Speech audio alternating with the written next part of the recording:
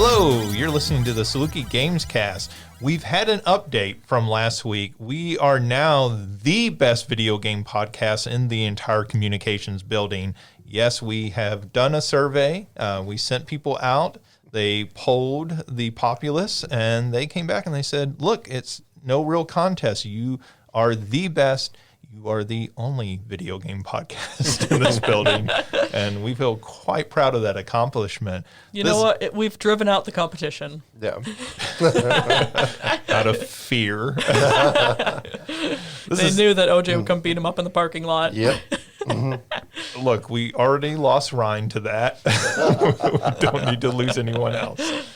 This is episode 54 for Friday, September 15th, 2023. My name is Justin Young. Joining me, as usual, are OJ Duncan, Mario Sanders, and Alicia Utecht. How's everyone doing? It has been a crazy 2 weeks, but Yeah. I'm optimistic that most of the craziness is done. Well, we should talk about that. Last week, we kind of pitched that the graduate performance hour at the Kleinow Theater was going on, and I know Mario and I both got to attend that and see it. And What do y'all think? well, as I've already told you off air, I need it on record, Justin. I enjoyed it. And so, Alicia, you were part of one of the performances. You and a friend of the show, Zoe, did one on fandom, and particularly looking at the Harry Potter piece. Was it My Immortal? Yep. Which The is worst piece of fan fiction ever written in the history of time. You mean the best? Yes. it's the worst, but it's also the best. Oh yeah, 100%. Yeah. But yeah, it was a lot of fun and everything. Those are always like great shows, and I think maybe Mario, I was talking to you about it. Like, I always like going to these because you get to see like little small snippets from everyone, and like they tend to be like this weird sort of buffet because you'll have this one that's super funny and this one that's super serious back to back with each other, and so it's kind of fun that way, right? Because you get to sample a lot of different things, and also a lot of people are often in those, being very kind of experimental with what they're doing, which is interesting. Yeah, I think we talked, it was either before or after the show. I agree. I always enjoy the spotlight hours. And this one, it was the same. A lot of them were really great. I don't know who all is listening and, who knows people, but I mean, Tease was great. Juno, I mean, all four of them. Sean's, I thought was great as well.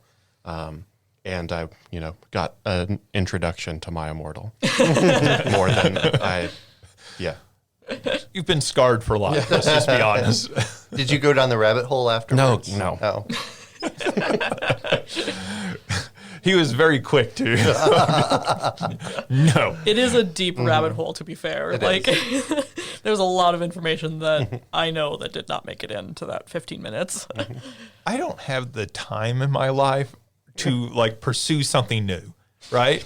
Like I look at something like that, I'm like, that might be interesting, but no, I don't have the time. Alicia's been talking about this for 3 years. I'm sorry, I can't hear you over the sound of new games coming out.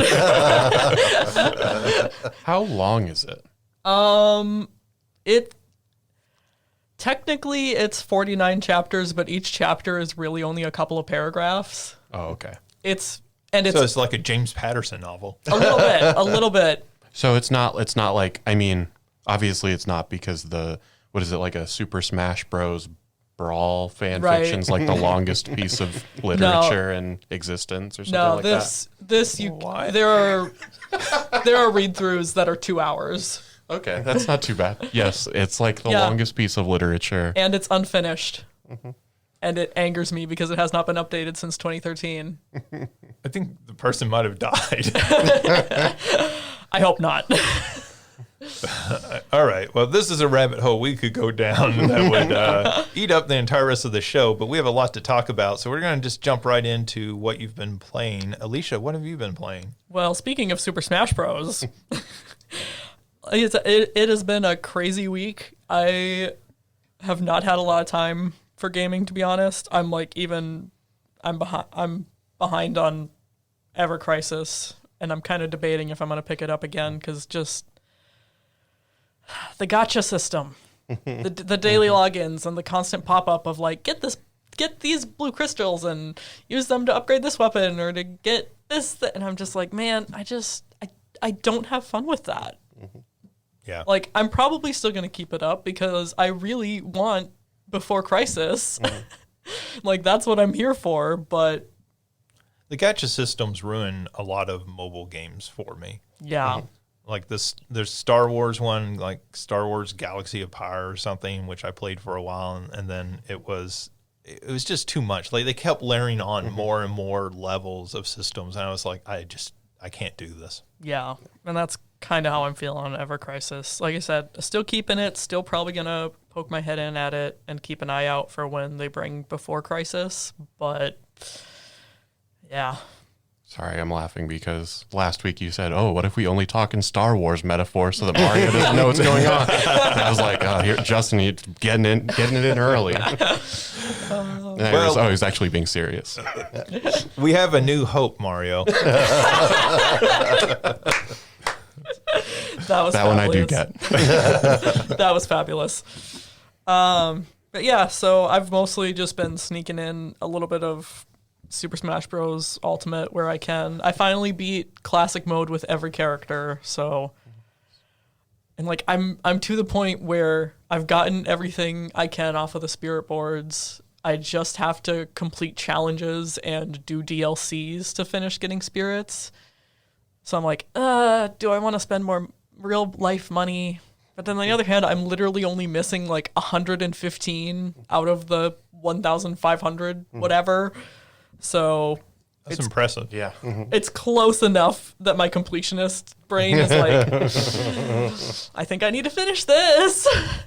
But that's really all I've had time for this week because I've just been running all over the place dealing with real life stuff for homework and work and university and shenanigans. Shenanigans and snafus all over the place. It's very inconsiderate of your professors to actually give you work to do. When I know, you right? Could be playing Smash Brothers. The audacity. Would you like me to bring that up at the next faculty meeting? I think you should. This is really important. I'm sorry. I know we have all these budget issues to discuss. But Alicia really needs to be playing Smash Brothers. Look, these budget issues are not only affecting the school, they're affecting Alicia's ability to buy DLC content. Yeah, I know. The Scarlet and Violet DLC came out on Wednesday, and I still haven't touched that because I've just been so busy. So I'm hoping to get to that this weekend, but... Yeah, I'll be interested to hear what you have to say about that because I'm always kind of intrigued by the Pokemon DLC because it always seems to be well liked because it expands the game in interesting ways. And since that game was very divisive at release, I'd be interested to see how people react to the DLC for it. All right, so that's everything. That's really been it. Life has been crazy. All right, Mario, how about you? Yeah, kind of same. It was a rough week. So I kind of didn't want to have to think about much. So all I really played this week was more 20 minutes till dawn. And the game is still fun. I might be prepared to say I like it more than Vampire Survivors. I still don't fully understand some of the way that damage scaling happens. But I think I've gotten to the point with it, similar with Vampire Survivors, where the build path of these are the upgrades I'm going to take, and this is going to sort of synergize with this thing. But it's a really fun game. I have a lot of time with it. There's some very satisfying builds that you can do in that game.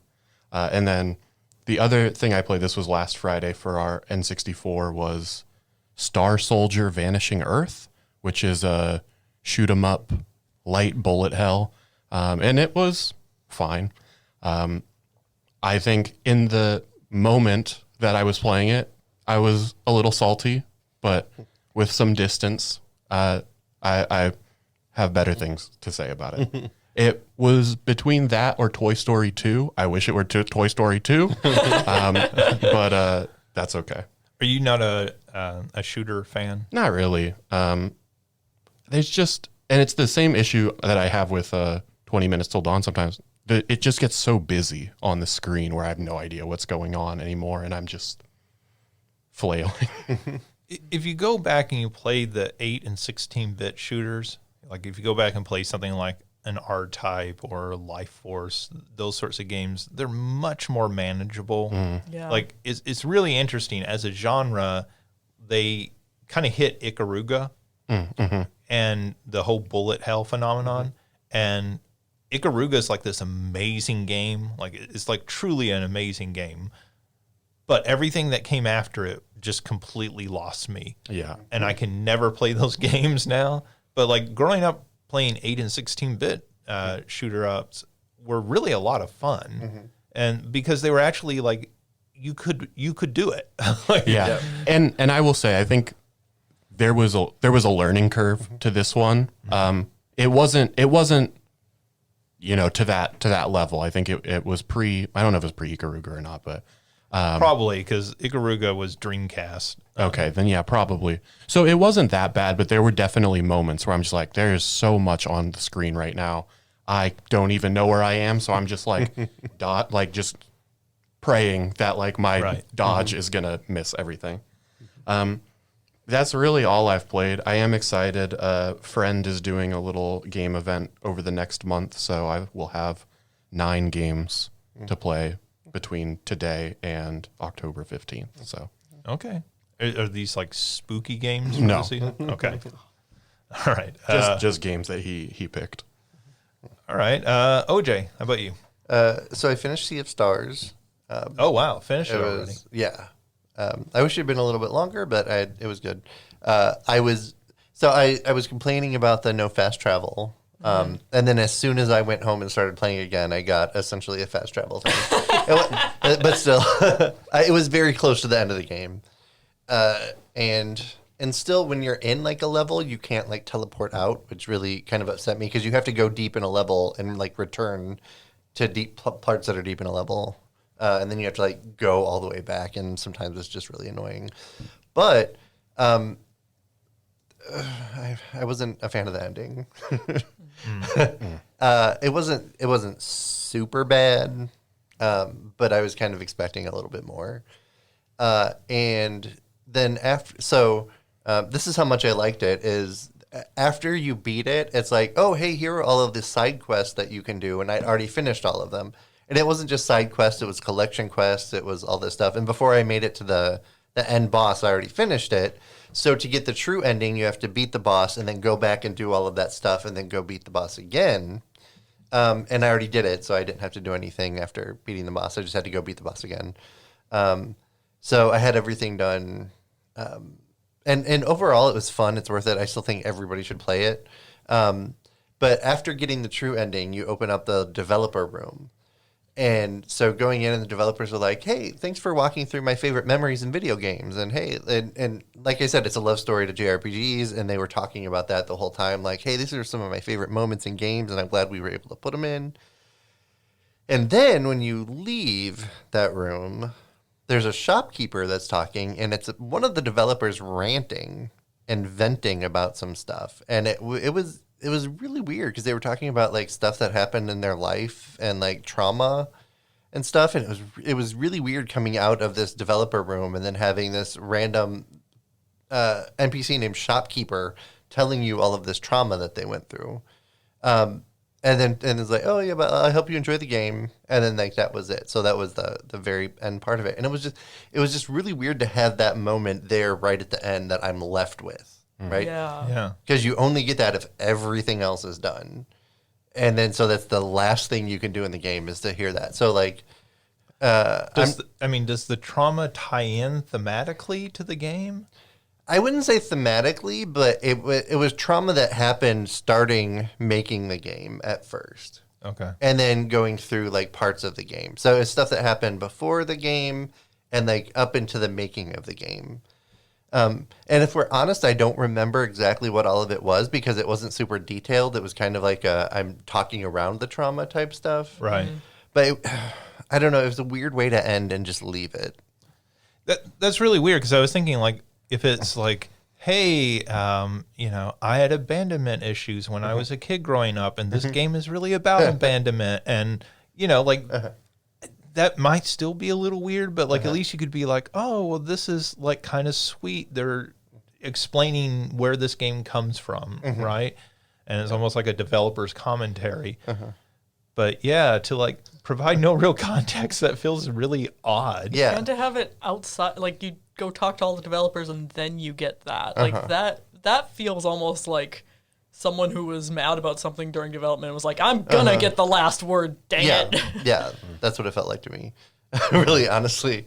So again, I still enjoy it. And if you go through and do everything, and if you're a completionist like I am and have everything done, and you have the shopkeeper come, it's probably worth it, I guess, to talk to him and just see what's happening. But like, you talk to him for a little bit, and he's like, "Hey, there's a lot more, but just so you know, you can't get out of this conversation if I keep on going." And then I was like, "Well, okay. I mean, I'm here. I might as well finish." And then it was a longer vent, and then it's the same thing. Hey, I still have a little bit more to talk about, but you can't leave it. And it was just weird.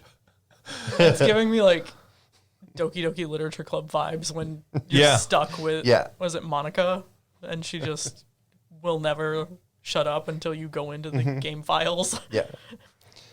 I mean, it's almost like, sorry, but we've all known people like that. Yeah. Who are just like, trauma dumping on you, and you're like, I'm going to keep doing this unless you walk away, and you're like, I don't want to walk away. This is really awkward, but like, also like, I can't take all of this. Right. Like, right. Yeah. If that had been before I went into the developer room, it would have been different. But like, the person was standing there and was like, "Oh, I don't have anything to say to you," until I went to the developer room and talked to everybody and came back out. Right. So like, it made sure it was the last thing. And that's really weird. Yeah. But again, it didn't make the game any worse. It was just an awkward way to leave it.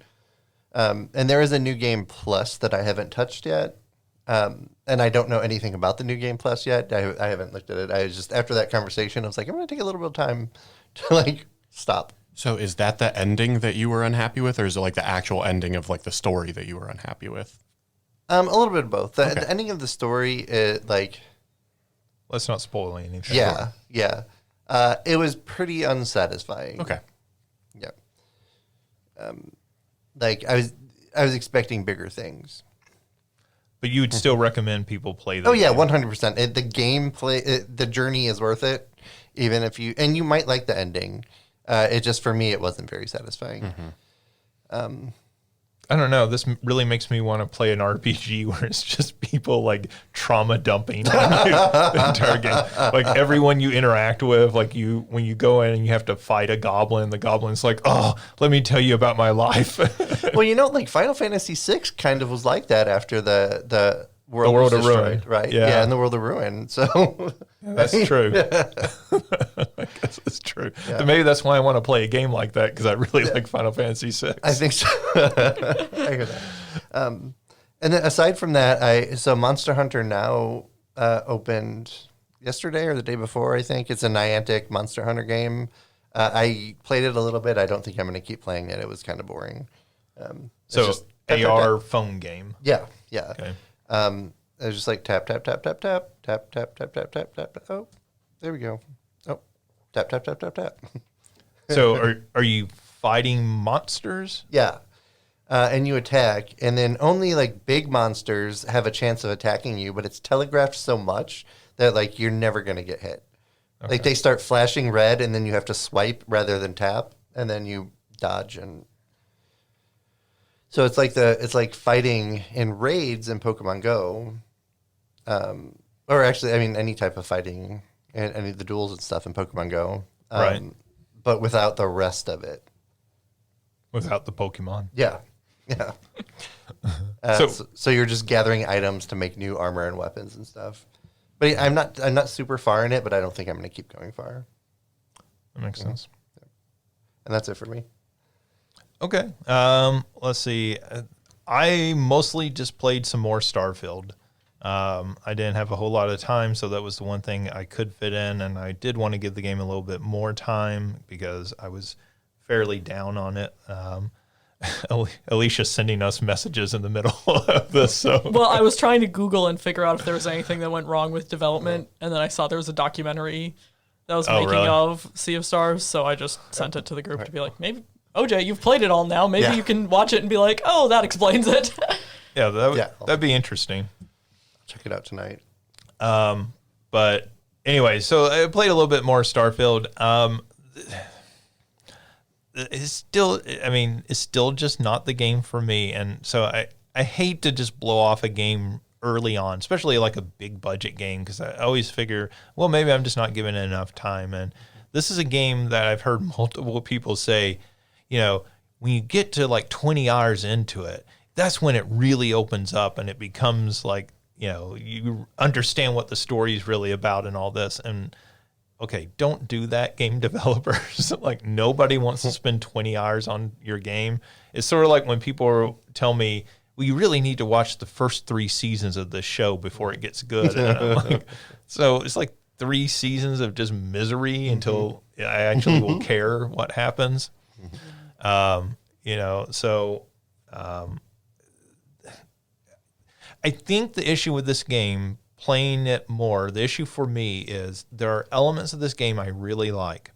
When you go to the big cities, and so much like the Elder Scrolls games, it has a few big cities that are fully fleshed out and built, and they're quite different. One of them is this capital city, which is very sort of,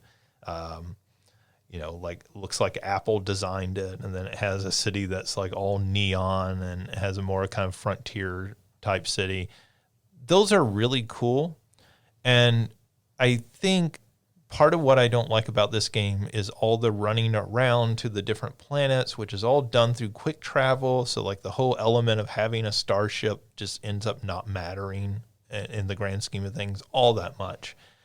And so I kind of wish like the stuff in the cities is probably the best parts of the game. I kind of wish they had just been like, hey, we're just going to make, this is the future. There's a gigantic, huge futuristic city with all these different people living in it.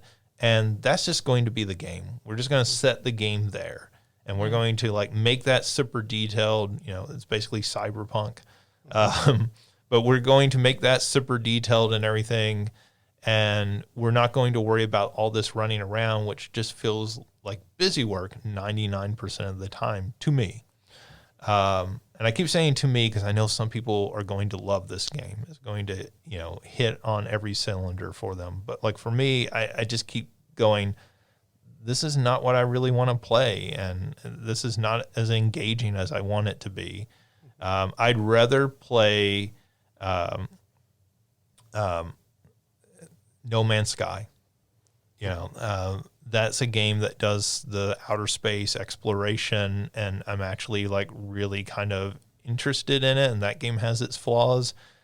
Certainly at launch, it was very, very flawed. Mm-hmm. But over the years, they've made that into quite an interesting game, and I'd rather play it than Starfield. And so I think Starfield for me ends up being this sort of like C+, B- game. And so I could see people really liking it, but it's not something I'm going to probably spend much more time on. Mm-hmm. I know you mentioned it a little bit last week. Would you say that it still heavily leans into this is Skyrim in space? I mean, I hate to be reductive on it because that to some degree doesn't feel fair. As compared to, we talked about last week, people thought it was going to be closer to a No Man's Sky. Right. Yeah, it is very much a Bethesda game. Okay. It is a little bit of Skyrim, a little bit of Fallout, set it in space, right? And again, the space elements don't exist as much as you want them to exist. Mm-hmm. It is much more fast travel to this place, fast travel to this place. So, that I think makes it feel even more like one of those older games and more of a like facelift than an entirely new game. Yeah, I didn't play any more of it since we talked about it last week, but that was in the maybe hour that I played. It goes through the whole tutorial of like, here's how you fly your ship, and here's all the, how to use all the different gadgets on the ship. And then the very first time you would have to fly the ship, it's like, okay, here you can fast travel to this thing. I was like, okay, like don't know why you just put me through this entire tutorial, but it sounds like it maybe sticks that way. Yeah, I mean, you just don't fly around. I mean, you do have some battles in space, but you are not actually exploring space, right? And so then it just becomes, okay, I'm warping to another planet, and on that planet, there's not a lot to do outside of these 2 or 3 locations of importance. So then even the size of the planets, which I think at the time, before launch, they were advertising, oh, each planet's bigger than Skyrim. And you're like, yeah, but there's nothing there. So, like, who cares? Like, the stuff that makes Skyrim interesting is, oh, I see a cave over there. What's in that cave? Make 1 planet or 2 planets where there's a lot of things to do, and, Yeah. I mean, that's what the Elder Scrolls games do. They make a fairly interesting space to explore. And this is interesting because, like, hey, we made this, like, much bigger, but it's not as interesting to explore. Which, we've talked about that before on here about sometimes these open world games, I think, would be benefited by going denser rather than bigger. Yeah. So, weirdly, in the year of Tears of the Kingdom, like, Nintendo continues to get that right. Like, I mean, there's some dead space in there, but, like, Tears of the Kingdom, it feels like every time I go over a hill, oh, there's something cool there. Right, which is what keeps you going. So people who like those games may very well like it. It's worth giving it a try. But if you have never really gotten to the Bethesda RPGs, this is not going to be the one to win you over, I don't think. All right, so let's jump into the news. And we have a lot of news. So big thing yesterday, there were 2 big shows from Nintendo and PlayStation. So we'll jump into the Nintendo Direct first. And this was kind of an interesting show because they gave us updates on some previously announced games, but then they also did introduce some new games. So the first one is a Mario versus Donkey Kong remake. So this was originally a Game Boy Advance game, I believe. And they are doing a full remake of it, full like Switch style graphics and everything. I actually never played Mario versus Donkey Kong. I've always heard it's really good. I played Donkey Kong 94, which is the precursor to Mario versus Donkey Kong that came out on the original Game Boy.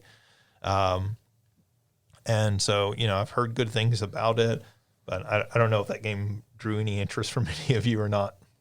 I'll be real, I missed the first 10 minutes of the Nintendo Direct, so I didn't even see it. I played a little bit of Mario versus Donkey Kong on the Game Boy.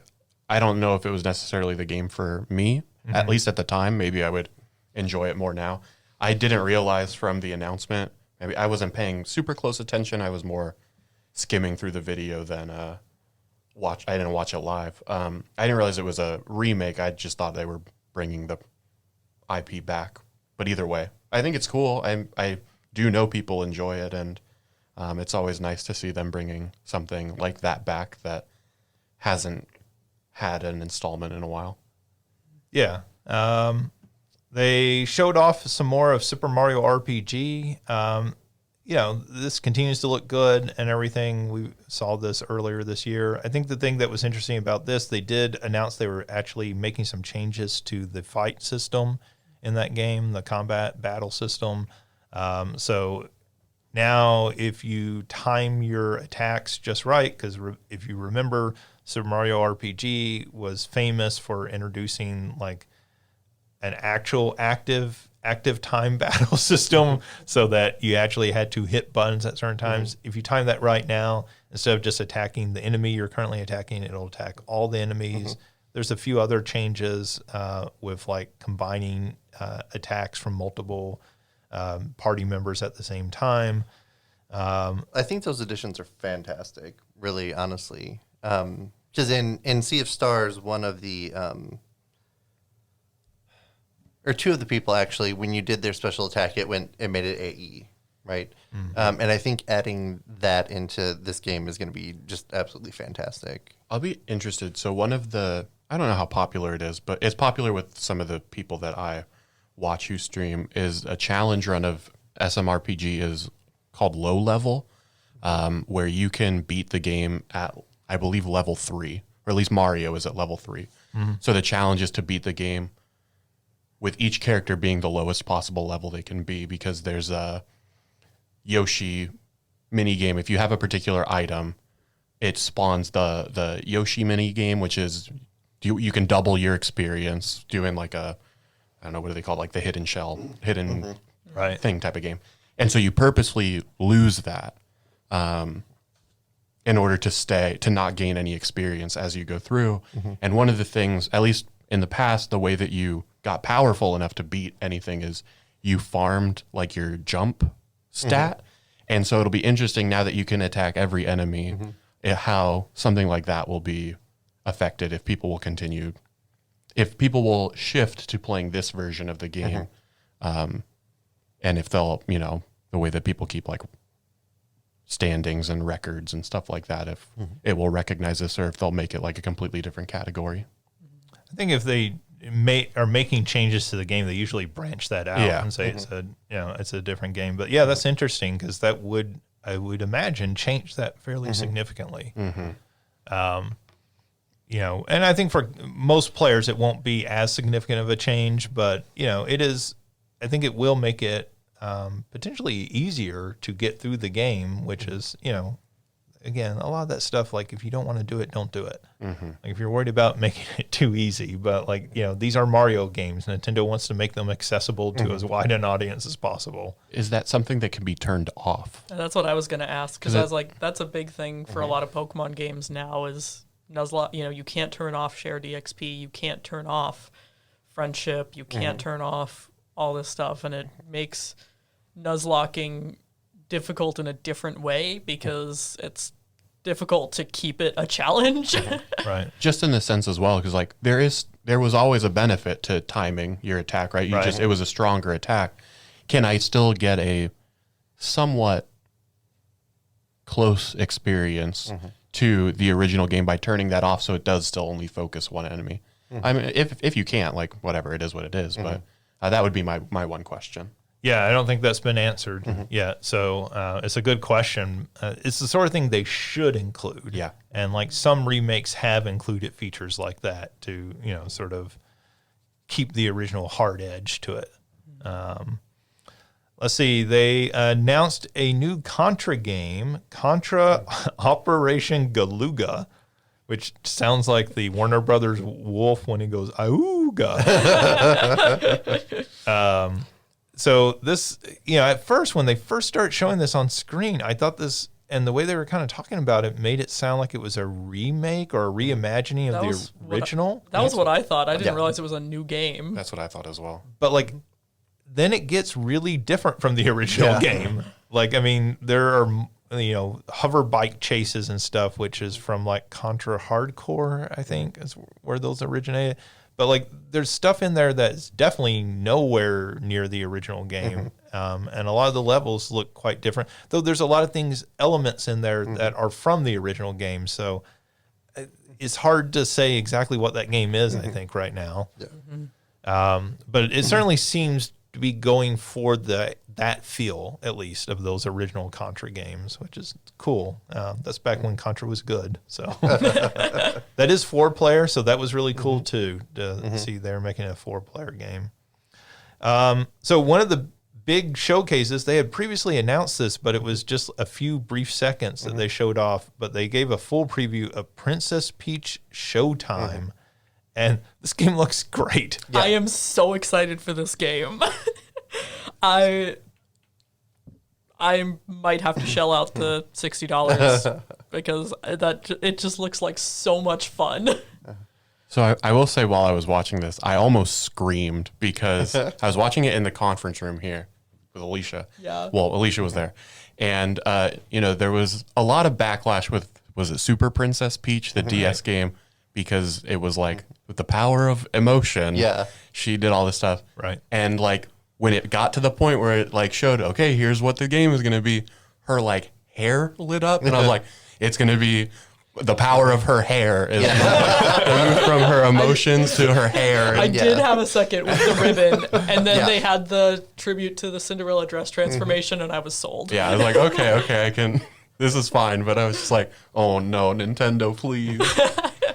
So go ahead. So when I was talking about what kind of Mario power up I wanted, and it was Mario doing drag, I think this is it. Because first, I'm assuming that, I mean, Princess Peach is doing drag regardless in this with all of these. She's like, oh, I'm a bisexual pirate. Oh, I'm a cook. Oh, I'm all this, right? But if we imagine Mario doing this, then Mario's like, oh, I got my sexy little ribbon. I'm Princess Peach. Oh, wait, no, I'm a sexy pirate. And so I'm taking this as Mario and drag. Maybe there's a new game plus. Yeah. You can replay the game with Mario or Luigi or Wario. Or Waluigi. Nobody wants Waluigi. It just looked. This looked like a great Nintendo game, right? And it does not look like, that Super Princess Peach was actually a pretty fun little game. It was just like, the gender dynamics in that game were very questionable. And to see this where I think shows, how far we have gone, where their reaction is not, hey, let's make this a game where, Peach is going to do Goomba's makeup or something. We're going to have Kung Fu Peach. We're going to have, Detective Peach. We're going to do all these fun things with her. And she still looks good doing them. Well, yeah. I mean, she's very much she's a Barbie doll. Yeah. I would be on board if there's a section where you get to do Goomba's makeup. I would play that great. minigame. Yeah. I would play that minigame. In addition to all of these other things. Well, I mean, fine. Yeah. Yes. Have that in there. But the problem, right, is when that becomes the focus of the game. Of course. Yeah. Well, and the way that Super Princess Peach treated her emotions, just like you said, very, very, very icky gender dynamics. It's like, we don't have to degrade the feminine to make, we don't have to go back to the 90s where all strong female characters were just completely anti-feminine. Right. But it's great to see this where it still feels like Princess Peach. It doesn't feel like they've changed the character at her core. And she gets to go and do all this awesome stuff. And I thought it was cool. The thought that came to mind with the Sword Fighter Peach, I think that was the first one they had showed off, was Mario Odyssey. After you go through the first playthrough and she's now in all the different worlds and she's got, a specific outfit for the world if she's exploring or she's doing this and she's doing that. And that's sort of what came to mind of oh, this makes sense. This is what Peach does. And so it still, I think, as you're saying, feels honorable to who she is as a character and developing her as a character and not just who Mario saves.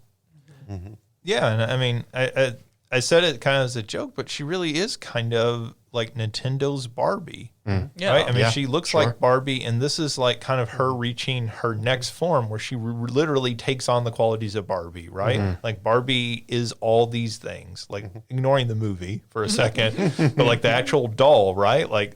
Here's astronaut Barbie, and they're doing that with Peach, which is actually very smart, right? How do you make Peach an interesting character? And, people like Peach, but she's never been, since Mario 2, been that, interesting of a character on her own. And most of the interesting things about Peach is people trying to figure out if she's Bowser Jr.'s mom. Yeah, it's it's the fandom, right? Yeah. That adds that. And now all of a sudden, much like with Luigi, where we got the Luigi's Mansion series that sort of gave Luigi his thing that's uniquely Luigi. This feels like Peach is getting her thing, right? Where you could see them making more of these games down the road, assuming this turns out good, but just the concept works a whole lot. So yeah, that was exciting. They showed off this was really surprising because we've already had a remake of the original Tomb Raider and Tomb Raider Anniversary Edition, but they showed off a Tomb Raider 1 through 3 remastered collection. And this was the original 3 Tomb Raider games from the PlayStation, remastered with new graphics, but you can switch actively between the original graphics and the new graphics. This is weird because you would think if they're doing this work they would update the controls, but those games are built on a grid system that if you update the controls, I don't know if people can play those games anymore. Yeah. So I don't know who this is for, because anybody who didn't play these games when they originally came out, those games are really hard to go back to. They have not aged well. Yeah. And I liked them at the time, but unlike Mario 64, which has aged very well, those games have not aged well. You know, we're not talking about the modern reboot series where, you know, she's stranded on an island and she's brutally murdering everyone. These are the original PlayStation games. They do not hold up to gameplay today. So I don't know who this is for. I'll be interested to see how much they've changed in these remasters. They announced that the Nintendo Museum is opening in 2024. This is in Japan. They have built an entire complex. All they showed was a drawing of the building. They showed the roof.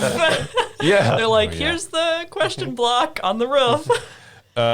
So there's not a whole lot to be excited about with this. I do think it's cool that Nintendo's building a museum. I think Nintendo's big enough and important enough to have a museum to itself. I kind of hope that if this is successful, they might build one in the U.S. That seems like a thing you could add to a Universal Studios park. So they already have the Nintendo areas. I was a little confused because when this started in the Direct, it was really, really zoomed in on the question block on the top of the thing. And as it started slowly pulling out and I saw the things, I was like, Tetris? Tetris? Is there a new Tetris? Tetris? I was like, oh, no, I see what it is now. And see, I was like, oh, okay, they're announcing the date for the Mario movie sequel. They're announcing the release date. Museum was not on my radar at all. Yeah. Another big announcement was F-Zero 99. So this follows in the trail of their other 99 games. So they've done Pac-Man 99, Tetris 99, speaking of Tetris, Mario 35. They have these large online multiplayer games via Nintendo Switch Online. This one is taking the original F-Zero for the Super Nintendo and adding 99 cars on the track together. And including a new upper level to all the tracks that you can you collect power-ups and you can like hop up on and race on this upper level, which was like kind of neat. I am so excited for this. I think it released yesterday, and I haven't had a chance to play it yet, but I am so excited for this. So I watched some friends playing it in Discord, and it looks very cool. But I will say, this is such like an incredible troll by Nintendo. Everybody's like, new F-Zero, new F-Zero. Like people were getting hyped and excited because that was like the big rumor, and it's 99. I think it's a fantastic idea. Like, I don't think it's a bad idea. I think of any game, like I think it's great. But I did think it was very funny that this was the new F-Zero that was announced. I was like, man, I love this, but the fact that it's the only F-Zero announcement when that was what they hyped up the rumors, I was like, poor F-Zero fans, what a slap in the face. That's what I thought. I thought it was going to be like, oh, that's really cool. And now here's F-Zero Switch game. Like, no. But it does look really cool, and I think it is neat. I do wonder if this is testing the waters. Yeah. How much interest is there really for a new F-Zero game? Very fair. Maybe make it a release on Switch too. Yeah. I mean, well, when you think about how much the current Switch hardware is struggling, right? Particularly with frame rates, you don't want an F-Zero game that runs slower than 60 frames a second. Because you want that sense of speed. Yeah. Right? And sorry to cut you off, Justin. No, F-Zero launch for like a Switch 2 or whatever the next console, I think would be, it introduces people who maybe aren't as familiar with the franchise. And so I think that I hadn't thought about that, but I think that would be a smart move as well. Or, they usually do a dual release on both of them. But yeah. Well, I mean, the original F-Zero was a Super Nintendo release game, a launch game. I got my Super Nintendo that first Christmas, and that was one of the games I got with it. I got, Super Mario World came packed in, and I got F-Zero. And I got to tell you, my brother and I played a whole lot more F-Zero for those first few weeks, and we played Super Mario World. Yeah. And I love Super Mario World. It's like my favorite game of all time. But like F-Zero was amazing when it originally came out. So this is just fun. I think it's fun that Nintendo's doing something with it, right? Like they need it to do something with F-Zero and not just forget it. Yeah. You know, they need to. I know people who have no idea who Captain Falcon is outside of Smash. Yeah, but then Like- a whole lot of people know who Captain Falcon is because of Smash. So like, Oh yeah, but there's I this mean, like whole- they see him in Smash and they're like, "Oh yeah, he's from Smash." Yeah. right. But there's this whole audience now that you can market to and say, "Hey, it's Captain Falcon. Yeah. He's in a new game," and Yeah. Yeah. you can see a lot of young kids going, "Okay, cool. Like, let's see what Captain Falcon's all about." I did. So seeing this, I haven't been as excited to play a racing game since like Mario Kart 64. Ever. Yeah. And like it was just then I saw this pop up and I was like, oh, this looks amazing. I'm gonna go. I didn't play it last night, but I'm gonna be playing it this weekend definitely. Yeah. I'd like to check it out this weekend. I'm sure I'm gonna get my tail handed to me, but Yeah. Yeah, I don't know if it's one that I'll play. I haven't checked out any of the 99s, but I watched some friends play it, and it's enjoyable to watch. I'll certainly say that. Yeah. Tetris 99 is fantastic. If you haven't played that, it's completely worth your time to check it out. And I will say, I am not the greatest Tetris player, and I managed to win at Tetris 99. dang. I won once, but I was very proud of it. How many have they done? This is the third in the 99, and then they also had the Mario 35. Have they done other ones besides Pac-Man, Tetris, and now this, and Mario? I feel like there's something else that's been in that mix, but I can't think of it right now. So they also showed off a remake of Paper Mario: The Thousand-Year Door. The reactions to this were so good. I am very happy. This is, generally speaking, I think most people's favorite of that series. This is the GameCube one. And yeah, they're doing a full, complete remake of that game, completely new graphics and everything. This is another one, like, because we never had a GameCube, so I never got to play this one, but it's always been, like you said, it's so many people's favorites. It's just constantly on my list, so I'm also very excited for this one. Yeah, outside of maybe like a Madden or like the NFL Street game, Paper Thousand Year Door is probably my most played GameCube game.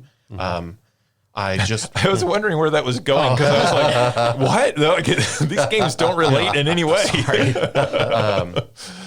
Friends and I played it fairly recently. We did a race of it. It's probably about 2 years ago now, and it still holds up really well. And so in that sense, I probably won't end up getting it because just having the original. But I think again, it's a smart move of them bringing these older games back and introducing them to a new audience, especially one like this where Paper Mario fans can finally be satisfied because they haven't been satisfied because all the games have deviated from the Thousand Year Doors formula. Although I think people were somewhat positive about Origami King. I liked Origami King. Yeah, it got mostly positive reviews. I think the big problem that most people had with that game was the battle system. Yeah. And this is the battle system people want. Yeah, and I think what people were so upset about was the lack of partners in Super Paper Mario, that there wasn't that same sort of partner system. There you had them, but they were different. And then Well, and didn't they just make everyone like generic Goomba and generic Koopa and that's sort of Origami King. Apparently there was Nintendo said that they can't change a particular character's design or something like that. That comes from Miyamoto. Oh, it's from Miyamoto. So okay. after Thousand Year Door, apparently Miyamoto, this is the story that has gone around, whether it's 100% true or not, who knows, but that Miyamoto was very upset that they had made like these unique like characters. Goombella and Yeah. And told them going forward they could not do that anymore, which is why the subsequent games have been like, here's a Toad, and here's another Toad, and here's a Goomba, and okay. Now, is that story true? Or is that a story that's cropped up over the years because people are trying to explain why the games aren't what they want them to be? I don't know. Yeah. But like I said, Super Paper Mario had more of the active battle, or I don't know what you call that. Sure. Not turn based. And it had the partners, but they were like the in this universe character. And then what was next? Color Splash or Sticker Star. I don't think had any sort of partner system. I know Sticker Star was not well received, and nobody played Color Splash because it was on the Wii U. It was also just not well received by the people who did it. So, so they announced that they showed off some of Luigi's Mansion 2 HD. I guess this is the new title for this because that was originally called Dark Moon, I think, when it was on the DS. But this is the remake of that DS game. It looks good. Looks like a Luigi's Mansion game. Doesn't look as good as Luigi's Mansion 3, which is the most recent one that came out. That is a beautiful game. It looks amazing. But, you know, this is a chance for a lot of people to play this game who maybe never had a DS, never had a chance to actually play it. So that looked neat. They also showed off some more of WarioWare Move It, which is the new WarioWare game, which seems to be going back to the style of older WarioWare games for those who were disappointed with the last one, which was Get It Together, I think was the subtitle. Yes. I think so. So I love WarioWare, so I'm excited to play this. I never played Get It Together because it got bad reviews. I didn't play it, but I will say the one thing that was really cool about Get It Together was they had like a weekly challenge mode where you basically had to play the mini games, but you were either forced into certain characters, and each character had like a particular ability. Right. So it made some of them easier than others, or you had the opportunity to pick like 3 or 4 different characters, and it was like an endless mode type of thing where you went either there's 20 levels and you have to beat them as fast as possible, or you go until you can't go anymore. And so they had these leaderboards. And I will say that was a really cool part of watching people play Get It Together, was this sort of weekly challenge mode that made hopefully, you know, had the game been more successful, would have like extended the lifespan of it. Yeah, and hopefully that's something they'll carry over. Yeah. Because, you know, that does sound like a fairly neat but simple feature. I hate to say that because what do I know? I'm not a game developer. But, you know, certainly a feature that doesn't seem like it's huge to implement, and like you said, potentially extends the life of the game. So, you know, that kind of stuff can be a lot of fun. One other thing, that Wario voice was, you know, not Charles Martinet. I was like, oh man, I was like, we had talked about Sonic Frontiers. They changed Sonic's voice, or they asked the voice actor, like, They directed the voice actor differently. What did they do? Look how they massacred my boy. Yeah, we may have that feeling a lot coming up in the next month with Mario Wonder. We'll see. Yeah. The last thing, and there were more things shown. I'm not listing all of them on here because I'm listening to things I think are interesting that we might want to talk about. Is they did release yesterday Trombone Champ. I'm so glad you put this on the list. I think I talked about this earlier this year on the podcast. This is a good game. It's a good party game. And they did show off 4 players simultaneous with this and everything. This is a fun party game, and it's the sort of fun party game that you can play drunk. So, and like maybe even better drunk. I didn't. Like I said, I didn't watch all of the snippets that in depth. Was the party mode or the multiplayer mode? How did that function? Because I was like, if that were to function similar to like the battle mode in like Guitar Hero, where you had like the like crowd sort of in favor of one person or the other, if it was like a head to head or if it was more of a cooperative, I think that would be. I think It looked more cooperative to me. From what I saw, it also looked more cooperative. To me, it looked like when you have two players against each other in DDR. Like you're doing the same notes and everything. Yeah, it's not a battle mode. Like, Yeah. Not from what they showed. I would love a battle mode. I That would would love a battle be mode. so good.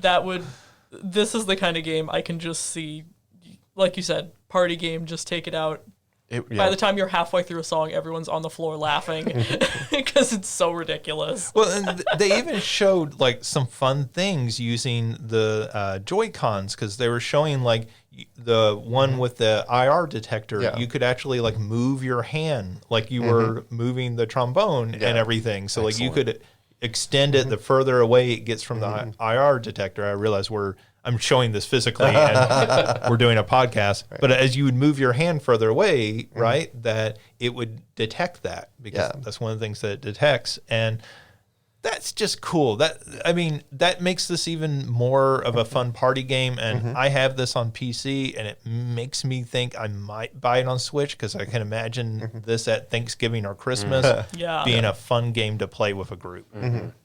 Particularly playing it that way, right? Like I feel like the stupider you play this game, the better this game gets. Yeah. Right. Like you said, it feels like the kind of game Thanksgiving and Christmas where like my parents don't play video games that often. Haven't really since the Wii, when you could do like Wii Sports and all that. It feels like the kind of game that you can bring that back. It feels like a Wii game. Like, I mean, I think you're right. Like that sort of party game where grandma can play along, it very much feels that way. That's smart. Yeah. Right. And real quickly, speaking of the IR detector, WarioWare had something that used the IR detector too. Oh, yeah, that's true. They did. Yeah. And like I always forget about that, and then I'm like, oh wait, here's 2 games that use it. Yeah, they were showing like holding up different numbers of fingers and stuff, right, in front of it. So part of the reason I also wanted to list these games is, most people at this point are fairly certain we will get a new Switch next year sometime, whether it's earlier in the year and, in the spring, which is when they launched the original Switch, or it'll be, more Christmas time. This is a pretty good lineup for the end of the life of a game system. So they didn't show Super Mario Wonder. They did a separate direct for that and showed it off. But when you start thinking, in the next few months, we are going to get, this is going through, let's say, next summer. So we're getting Super Mario Wonder. We're getting Mario versus Donkey Kong. We're getting Super Mario RPG. We're getting this Contra, Princess Peach Showtime, F-Zero 99, Paper Mario 1000 Year Door, Luigi's Mansion 2, WarioWare Move It. A lot of those are remakes, so that dampens it a little. But for the final year of a game system, they are putting out quite a bit that I think will engage with audiences. It does make me hope that the Switch 2 will have backwards compatibility. Yeah. The other thing I think is interesting about this is we have not seen anything from the Mario Odyssey team since the launch of the Switch. Now, they did do some work on Bowser's Fury, but that wasn't a full game. So the rumors have been that they are working on something. The fact that we didn't see this at this show makes me fairly certain that will be a launch game for the Switch 2. Yeah. Well, I think what I was saying earlier with what OJ had put forth of potentially like an F-Zero launch as well. I think that, like I said, they have typically done that simultaneous launch. They did it with the Wii, with Twilight Princess being on both GameCube and Wii. They did it with Breath of the Wild, with Wii U and Switch. And so I feel like this is I agree. It's a great end of sort of console lineup, and you'll get like one more big one as it transfers into or moves into that next console. Yeah. And Mario, 3D Mario, I think would be great. Yeah. So, not their most exciting direct, but I think there was a lot of interesting things. Everybody could find something in it, right? Let's see. There was also a PlayStation State of Play yesterday. Apparently. Yeah. It was like a step launch of this. It was really weird. There wasn't a whole lot of publicity in advance for this. I just wrote down a few notes because a lot of it was stuff I wasn't particularly interested in, but if there's something not on here, please bring it up.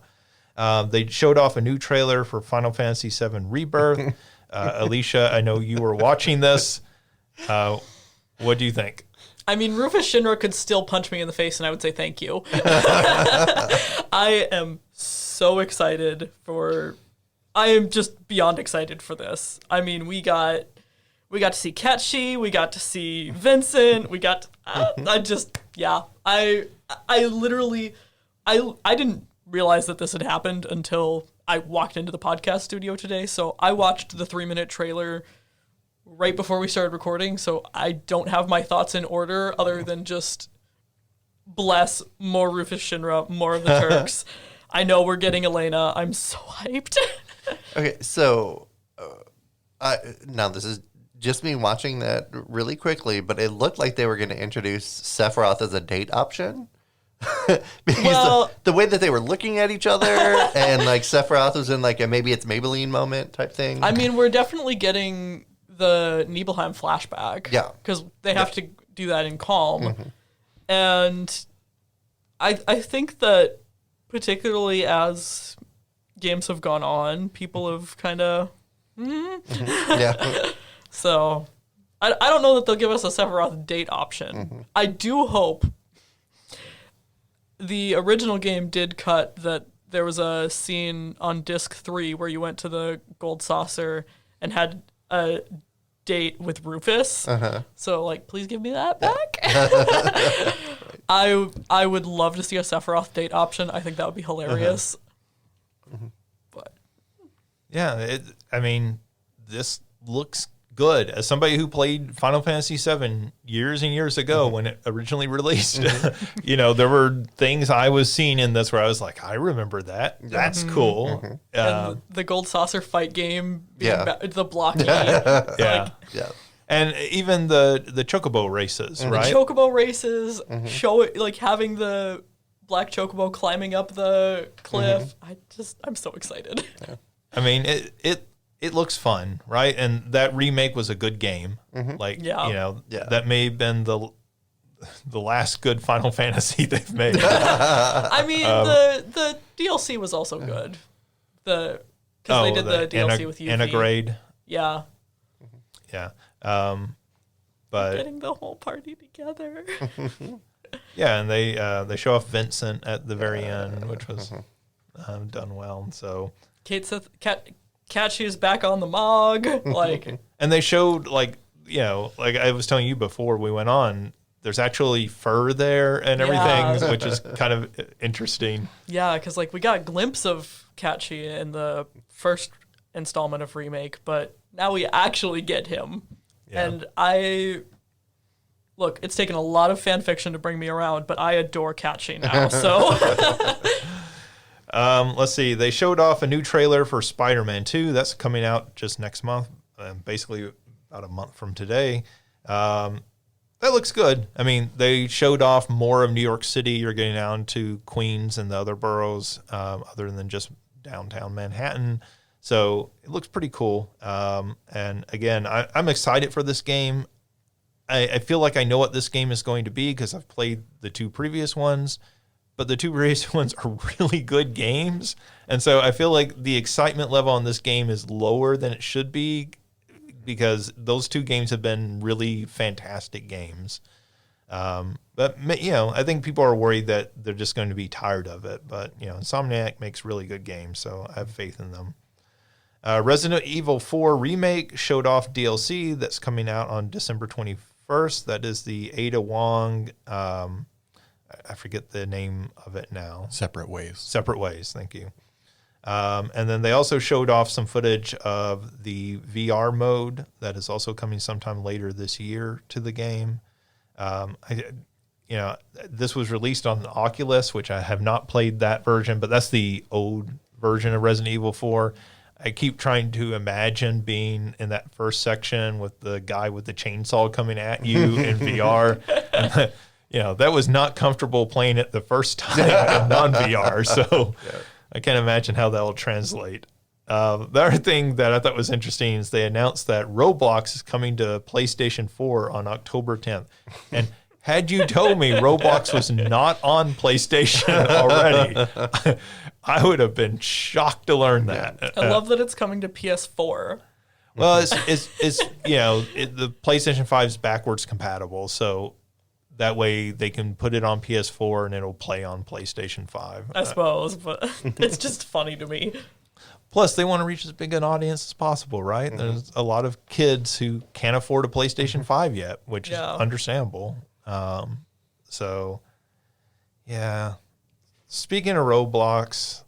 And speaking of reaching as big of an audience as possible. Yeah, this story is so weird. They held the Roblox developer conference. Does anybody else have something they want to talk about the state of play? I literally didn't even know what happened. I ignored a lot of the anime games, so Ryan, if you want to write in and tell us what I missed that was really interesting. I think Tales of Arise is getting a DLC. It is. Okay. Yeah. I have not played that game. Yeah, same. I have it, but I haven't played it. Okay. Yeah, there was a Roblox developer conference. Part of that, they announced that they plan to move into online dating for those who are verified to be 17 and over starting next year. So let's be really clear. Who is playing Roblox? It is little kids. That's what I was thinking. I'm like, everyone I know who plays Roblox is 10. Right. It's like my cousin's kids and their friends. Yeah. It's for their single parents. Hey, Mom, I'll create a profile for you on Roblox. That's going to be the next Hallmark movie. So Roblox has been around for long. It's been around long enough that people that were 10 when it started are probably 17 or so, right? So maybe it's just people who haven't given it up. I mean, it's longer than that. That game's been around I feel like that game's been around 12 years. It's one of those stealth games where you're like, oh, that game's been around a lot longer than I realized. And so, yeah, I think that's probably the mindset. How do we graduate people so that they stay in the Roblox universe? It's just, so we are in a time right now, right, where we are keenly aware people are using this idea of child grooming to attack certain groups, right? Particularly trans people and homosexual people, but trans people in particular has been used towards. And when you look at this feels very uncomfortably dangerous to actual child grooming, right? And they're saying, we're going to verify that you're over 17 years of age. And I'm like, YouTube verified that I was 13 when I was 8. Yeah, how are they going to do that? You had to have a credit card on file. I imagine there's a lot of kids who have a credit card on file to buy, Robux, whatever the currency is. So this feels like feels like they're playing with fire. Yeah, it's wholly unnecessary. Yeah. So, I feel like that went from us joking around to dark real fast. Well, I mean, I included you're it because valid though. It's valid though because you're right. It is very much, on the one hand, like you said, it's been around a while. There are probably people who have grown up with it and are now adults, but it's still, ugh. I mean, this is like if Nintendo next year said we're introducing dating to Animal Crossing, and you'd be like, okay, but this is still little kids playing this. I know adults are playing it as well, but there's a lot of little kids playing this, and that feels really icky. Yeah. But who knows? I guess we'll see how that works out. Any of us know anything at all about Roblox. Let's see. Developer Me has announced that the studio will shut down, a big factor being the increased financial pressure and level of risk that comes with producing a game. Their final game, Shadow Gambit, The Cursed Crew, will continue to receive post-launch support. That game has been getting fantastic reviews and has been very popular. They've released at least 3 different games over the years. They do sort of, tactical strategy games, but they did one that was set in feudal Japan. They did one that was, I think maybe set in the Old West. And then this newest one is sort of Pirates of the Caribbean themed. So you're dealing with undead pirates and all this stuff in a Caribbean environment. And this is sad, to see them ending, and it's sad to see, they talk about this being for their mental health, that the pressures of running a studio. I mean, that's good for them that they're walking away and putting their health first, but sad to see a cool little studio die that way. We support the decision, and also it's a bummer. Yeah. Embracer continues their fire sale. So they shut down Volition last week. This week, they are apparently putting Gearbox out there potentially for sale. So Gearbox, which is best known for the Borderlands games, but also Brothers in Arms and everything. This was sort of one of their crown jewels when they went on their acquisition spree, and to hear that they're shopping it around really kind of makes you think Embracer may not be around that much longer. Yeah. By the way, Embracer, who owns Tomb Raider now, so that's probably them just trying to generate some cash any way possible. This has been a huge story this week. Unity. So if you don't know what Unity is, they are a video game engine. They are the underlying engine that you make video games on, in the same way like Unreal is a game engine. So they've been one of the popular ones, particularly for indie developers, because it's pretty. My understanding is that Unity is pretty easy to get started and build something on, particularly if you kind of know what you're doing. And so they have announced that they're going to charge per installed device. So each time you install a Unity game on a separate device, it would charge the developer for that license. So basically, this would be up to 20 cents per install. So to give you an idea about this, Stray, I think, is built on Unity. So I installed Stray on my home PC. I also installed it on the PC in my office. So in other words, they would charge them 40 cents because I installed that in 2 different locations. And that charge would go to the developer, which is Annapurna in that case, or the publisher at least. And they would get this charge. And originally when this was announced, they would get charged every time I reinstalled the game. So if I deleted it and then 6 months from now I was like, I would really like to play Stray again, they would get charged an additional 20 cents for me to reinstall that game. Jiminy crickets. Or, another example is Among Us is built on Unity, I believe. And Among Us... Which Among Us is about to see a bunch of re-downloads because they announced a new new level. island. Yeah. Yeah, and so I have that game at one point installed on my phone, on my tablet, on my computer. So that's at least 3 different devices. You're getting close to being charged $1 just from me installing this game. Yeah. Right? And Coming so, for you, Justin. Who is this person? Keeps We found the imposter. but then this story gets even crazier because some of the developers asked Unity, hey, what about piracy? How are you monitoring this? If somebody pirates our game, are we going to get charged for that? And they were like, well, we don't think piracy will be that big of an issue. And people lost their minds. What? What world do they live in? Yeah.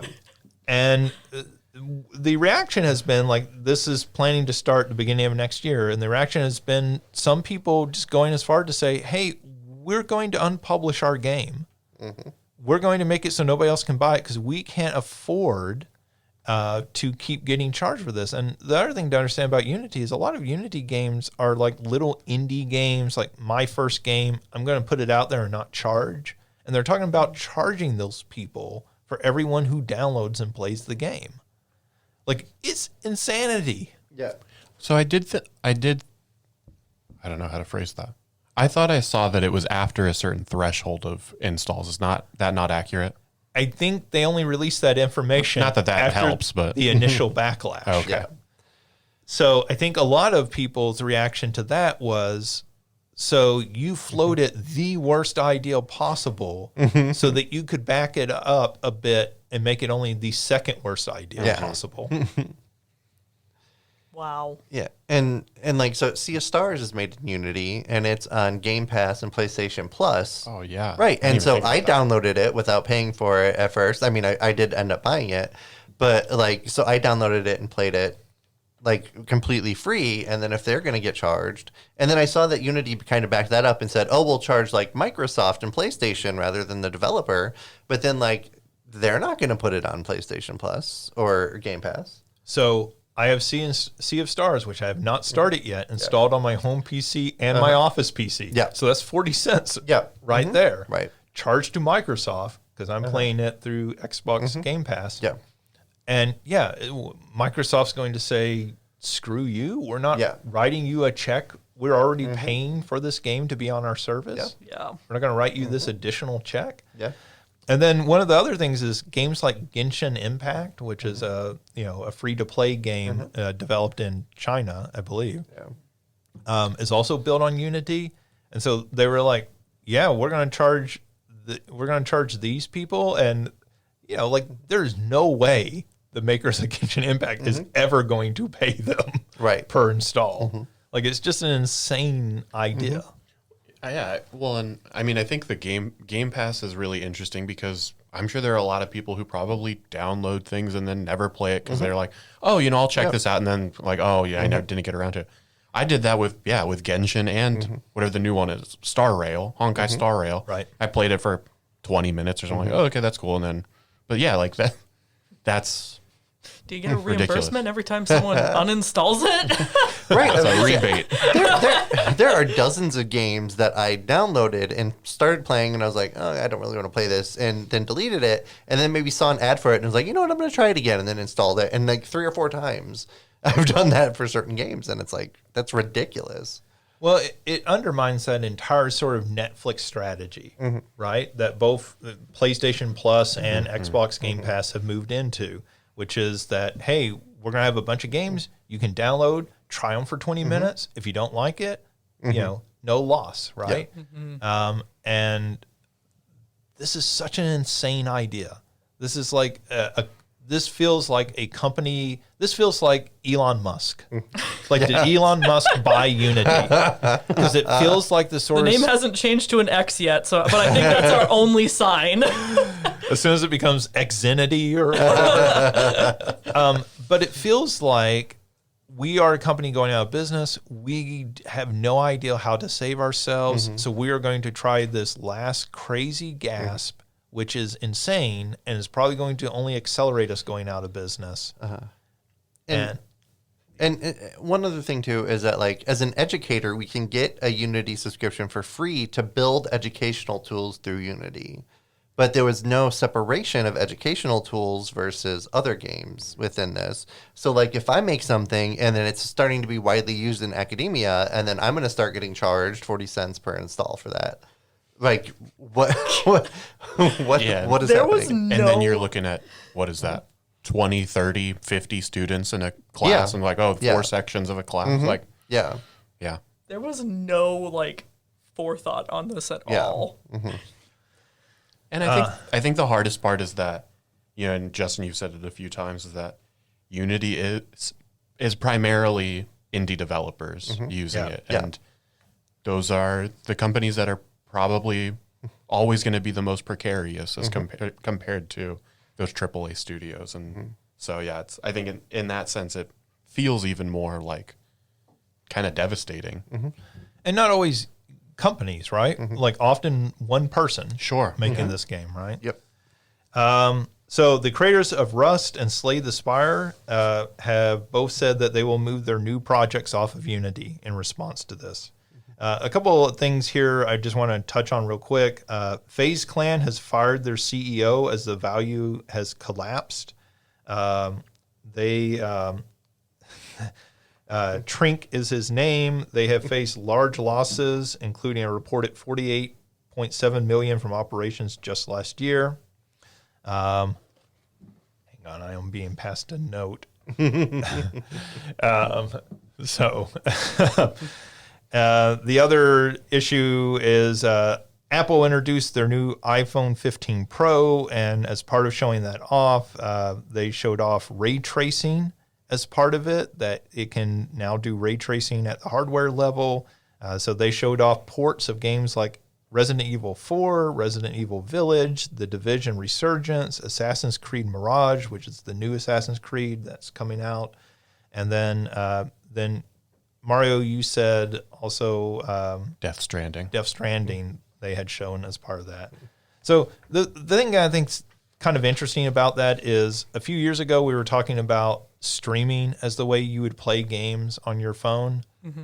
We're now getting current generation games with all the bells and whistles like ray tracing running natively on cell phones. Mm-hmm. That's wild. Yeah. I do think I don't know what storage phones have nowadays. I think that's going to be the one thing is like, can phone, if AT&T is still selling a 64 gigabyte iPhone Right. or whatever, it's like, well, so yeah. Well, there is a solution to that, Mario. You can just download the game and like erase it and then re-download it later if you want to play it, unless it's a Unity game, in which case you will bankrupt the developers. So you could still download, delete, and re-download a Unity game, but then you'd be an ass. One last thing I wanted to touch on. This just broke this morning. The Digital Eclipse, the people who make really, really cool remakes and classic games collections, announced they are making Wizardry Proving Grounds of the Mad Overlord, a complete remake of the original Wizardry. This also has the feature where you can switch back to the original graphics. is really just built off of the original game. And if you don't know, Wizardry came out in, I think it's 1981. Mm-hmm. This is the game that basically all modern role-playing games are built off of, including Japanese role-playing games. Mm-hmm. So when they made Dragon Quest, this was the inspiration for Dragon Quest. And when you go back and you look at it, you can kind of see where that inspiration comes from the original Dragon Quest games. So that does it for news. We're going to end up with our big question here real quick because we are running out of time. Which game should get the Nintendo 99 treatment next? So we talked about F-Zero 99. If you could have another game have that sort of treatment, 99 players at once, what would it be? And Alicia, what would you pick? I want Kirby Air Ride. That's another one from GameCube era I never got to play. We already know they can do a racing game with this. I want Kirby Air Ride. That's a good choice. Mario. So it's not Nintendo, so I don't know if they could get it, but for me it would be Katamari. Along the lines of like a Slither IO type of game where you have to roll up the other players. Yeah. I know there was a Katamari MMO at one point, but I did not know that. Yeah. Anyways, that would be my choice, would be a Katamari game. That's a good choice. OJ. So this already kind of existed on a very small scale, but I was thinking like Castlevania because there's the Harmony of Dissonance. I can never remember the one that was on PS3. Harmony of Dissonance. Yeah, I would like to see that on a larger scale where you can have 99 characters from the Castlevania games coming through and playing. All exploring the same castle at the same time. Yeah, because I would like to see 99 people fighting Dracula at once. Is what I'm Everybody's fighting to get relics. Yeah. There's only one of each relic. So I thought of something very much on that theme. I thought Vampire Survivors 99. Oh, okay. Cool. Okay. So they just released a co-op mode for that where you can have, I think it's up to 4 players at the same time play it. And so I'm Bit thinking, of a smaller number. yeah. So I'm imagining extrapolating that to 99 people, and you're fighting over upgrades and collecting the points and the experience and everything. That could be a lot of fun. All right. As we said, we are kind of rushed here at the end on time, so we're going to just go ahead and sign off. Again, check out salukigames.com. Thank you for joining us. Thanks, OJ, Mario, and Alicia for joining me, and we will be back next week with a new episode.